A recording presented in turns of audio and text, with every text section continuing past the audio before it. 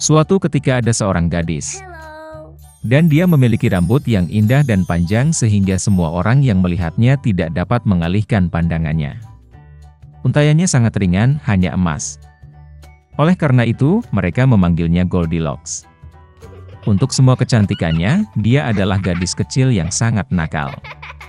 Ibu selalu mengizinkannya berjalan-jalan di halaman, tetapi memerintahkannya untuk tidak pergi ke hutan di belakang rumah mereka. Goldilocks sangat tertarik untuk mengetahui apa yang ada di hutan itu. Jadi, sementara ibu tidak melihat, entah bagaimana dia meninggalkan rumah ke dalam hutan. Gadis itu berjalan lama di dalam hutan. Entah dia menemukan beri, lalu melihat bunga yang indah, lalu mendengarkan bagaimana burung berkicau. Jadi dia tersesat di hutan. Dan tiba-tiba dia melihat rumah yang tidak biasa di tempat terbuka. Goldilocks mendekatinya dengan tenang. Saya berjalan berkeliling, tetapi tidak melihat siapapun. Dia mengetuk pintu, tapi tidak ada yang menjawab. Kemudian dia mengetuk lebih keras, dan pintunya terbuka sendiri. Goldilocks masuk dengan hati-hati. 3 beruang tinggal di rumah itu. Seekor beruang adalah ayah besar dan berbulu lebat. Yang lainnya adalah induk beruang. Itu lebih kecil. Yang ketiga adalah seekor beruang kecil. Beruang tidak ada di rumah karena mereka berjalan-jalan di hutan. Gadis itu memasuki kamar dan melihat 3 mangkuk bubur di atas meja. Mangkuk pertama yang terbesar adalah ayah beruang. Mangkuk kedua yang lebih kecil adalah induk beruang, dan yang ketiga yang terkecil adalah anak beruang. Di dekat setiap mangkuk ada 1 sendok besar, sedang, dan kecil. Goldilocks sangat lapar sehingga dia pertama kali ingin makan dari mangkuk besar. Dia mengambil sendok terbesar, mengambil bubur, mencicipinya, tetapi buburnya terlalu panas. Kemudian dia mengambil sendok berukuran sedang, mengambil bubur, mencicipinya, tetapi buburnya terlalu dingin. Akhirnya dia mengambil sendok kecil dan mencicipi bubur dari mangkuk kecil. Bubur ini tidak panas atau dingin pas. Dan Goldilocks memakan semua bubur dari mangkuk kecil. Setelah makan, gadis itu ingin duduk, dan melihat 3 kursi di dekat kompor, 1 besar, yang lain lebih kecil, dan yang ketiga, sangat kecil, dengan bantal merah kecil. Pertama, dia mencoba naik ke kursi terbesar, tetapi tidak bisa. Kemudian gadis itu mencoba duduk di kursi tengah, tetapi sangat keras dan tidak nyaman. Akhirnya dia duduk di kursi terkecil, dan kursi itu tepat untuknya.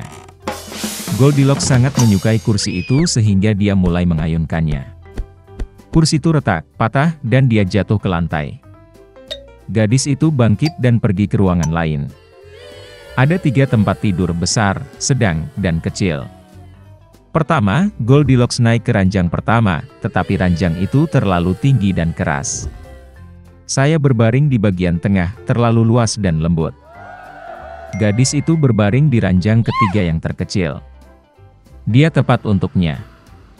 Goldilocks merasa sangat nyaman dan nyaman sehingga dia segera tertidur. Gadis itu tertidur lelap ketika keluarga beruang kembali ke rumah. Beruang menjadi sangat lapar dan segera pergi ke meja. Melihat mangkuknya, Papa Bear sangat marah. Seseorang sedang memakan buburku. Dia menggeram. Ibu beruang juga melihat ke dalam mangkuknya dan menggeram pelan. Seseorang juga makan dari mangkukku. Dan anak beruang melihat mangkuk kosongnya, berteriak keras, seseorang tidak hanya makan dari mangkukku, dia memakan semua buburku. Beruang itu mencium ada sesuatu yang tidak beres, meninggalkan meja, dan mulai melihat sekeliling. Ayah beruang memperhatikan bahwa seseorang memindahkan kursinya dan menggeram dengan suara yang mengerikan, seseorang sedang duduk di kursiku. Ibu beruang melihat kursinya dan mengeluh, seseorang sedang duduk di kursiku dan memindahkannya dari tempatnya.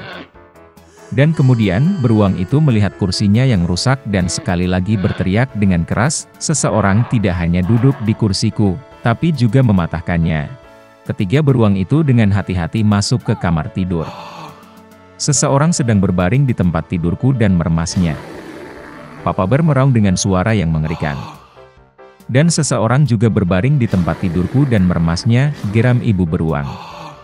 Teddy Bear melihat ke tempat tidurnya dan berteriak lagi, "Seseorang sedang berbaring di tempat tidurku." Dan kemudian dia melihat gadis itu dan menjerit dengan suara pelan, dan masih tidur di dalam dia. Ayah dan ibu beruang pergi ke tempat tidur dan melihat bahwa seorang gadis kecil sedang tidur di sana. Goldilocks terbangun dari jeritan anak beruang, dan sangat ketakutan. Ada 3 beruang di depannya. Dia langsung melompat keluar rumah, dan berlari kemanapun matanya memandang, tanpa melihat ke belakang. Gadis itu berlari sangat lama, dia sangat lelah, dan kemudian dia melihat ibunya, yang mencari putrinya yang hilang di hutan. Sejak itu, Goldilocks selalu mendengarkan ibunya, dan tidak melakukan apapun tanpa izinnya. Dia menjadi gadis yang sangat penurut, baik dan baik. Dahulu kala ada seorang saudagar kaya yang memiliki 3 orang putri. Putri bungsu disebut kecantikan. Para suster tidak menyukainya karena dia adalah favorit semua orang. Suatu hari sang ayah akan pergi ke kota dan bertanya kepada putri-putrinya apa yang harus dibawa sebagai hadiah. Para kakak perempuan meminta gaun dan perhiasan berharga, dan yang lebih muda meminta mawar merah, yang paling indah di dunia. Pedagang itu menjadi bijaksana, tetapi berjanji bahwa dia akan melakukan segala kemungkinan untuk menemukan bunga seperti itu. Dan berangkat. Sang ayah dengan cepat menemukan hadiah untuk anak perempuannya yang tertua, tetapi untuk yang termuda dia tidak dapat menemukannya. Setiap mawar yang ditemui pedagang dalam perjalanannya lebih indah dari yang sebelumnya. Kemanapun dia melihat. Dan kemudian jalan membawanya ke hutan lebat. Di sana sangat gelap dan dingin. Tiba-tiba cahaya muncul di kejauhan. Mendekati, pedagang itu melihat sebuah kastil kuno yang besar, semuanya dari emas dan berlian. Memasuki gerbangnya, dia memasuki aula yang penuh dengan permata. Dia melihat bahwa ada meja di tengah aula, dan tidak ada piring di atasnya, dan semua piring terbuat dari perak dan emas. Tapi kastil itu kosong, tidak ada siapa-siapa. Pedagang itu mengira pemiliknya mungkin akan datang sebentar lagi. Dia menunggu 1, 2, 3 jam tidak ada yang muncul. Pedagang itu tidak bisa menahan diri dan duduk di meja. Setelah makan dari perut, orang tua itu berangkat. Mengemudi di sepanjang gang, pedagang itu melihat semak mawar dengan keindahan yang belum pernah terjadi sebelumnya, dan teringat permintaan putri bungsunya. Dia menyitir dan memetik mawar yang paling indah. Pada saat yang sama, kilat menyambar, guntur menyambar, terdengar suara gemuruh, dan bangkit, seolah-olah keluar dari tanah, di depan pedagang dan bukan binatang atau manusia, tetapi semacam monster, mengerikan dan berbulu. Terlalu marah pedagang itu memilih bunga favoritnya alih-alih berterima kasih kepada pemiliknya atas keramahannya. Orang tua itu sangat ketakutan, dan berkata bahwa dia akan melakukan apapun, selama dia tidak membunuhnya.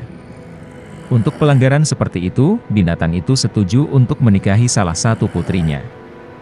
Tapi hanya orang yang ingin datang sendiri, karena cintanya pada ayahnya. Dan jika tidak ada yang datang, maka pedagang itu mati. Orang tua itu berduka, dan memutuskan untuk pulang, untuk mengucapkan selamat tinggal kepada putrinya. Dia tidak ingin menyerahkan salah satu dari mereka untuk binatang buas. Aku naik kudaku dan pulang. Setelah bertemu dengan anak-anak, dia memberikan hadiah kepada semua orang, dan menceritakan tentang petualangannya.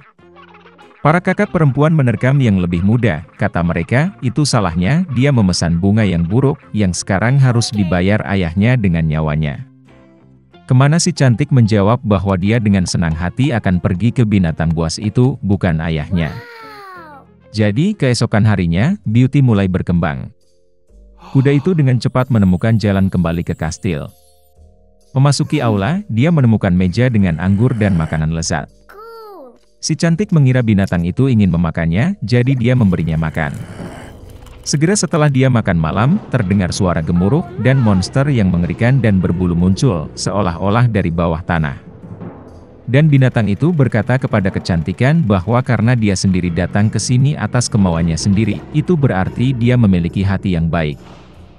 Dan monster itu juga akan baik padanya. Dan dengan kata-kata ini, binatang itu menghilang. Bangun di pagi hari, Beauty memutuskan untuk berjalan-jalan. Memasuki salah satu ruangan, dia melihat tulisan di atas meja, apapun keinginan kecantikan, aku akan lakukan. Gadis itu berpikir bahwa bagaimanapun monster itu baik, dan mungkin dia tidak akan memakannya. Jadi mereka hidup untuk waktu yang lama. Binatang itu memperlakukan kecantikan dengan sangat baik, dan memenuhi semua keinginannya. Suatu hari gadis itu bermimpi ayahnya sakit. Dia benar-benar ingin mengunjunginya. Si cantik menangis dengan air mata meminta Beast untuk melepaskannya, dan berjanji bahwa dia pasti akan kembali. Monster itu menjawab bahwa dia bebas, dan dapat kembali kapanpun dia mau. Keesokan harinya, si cantik mengenakan pakaian termahal dan pergi ke ayahnya.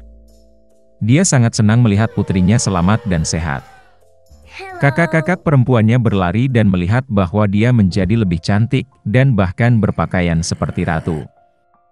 Seminggu kemudian, Beauty bermimpi bahwa binatang itu terbaring di rumput di taman dan sekarat. Dia terbangun dengan ketakutan dan memutuskan untuk segera kembali dan menyembuhkannya. Ketika gadis itu mendekati kastil, dia melihat tubuh Beast yang tak bernyawa di atas rumput. Hatinya hancur karena kasihan. Si cantik berlari ke arahnya dengan air mata, dan menciumnya. Dan pada saat yang sama petir menyambar, guntur menyambar, seluruh kastil diterangi dengan cahaya terang, dan musik dimainkan di mana-mana. Monster itu menghilang, dan sebagai gantinya pangeran yang paling menawan berbaring di atas rumput. Dia memberitahu Beauty bahwa peri jahat ini telah menyihirnya dan mengubahnya menjadi monster sampai seorang gadis cantik jatuh cinta padanya dan ingin menikah. Si cantik memberinya tangannya, dan mereka pergi ke kastil. Keesokan harinya, kecantikan dan pangeran menikah dan sembuh dengan bahagia selamanya. Beginilah cara hati yang baik bisa mematahkan mantra jahat.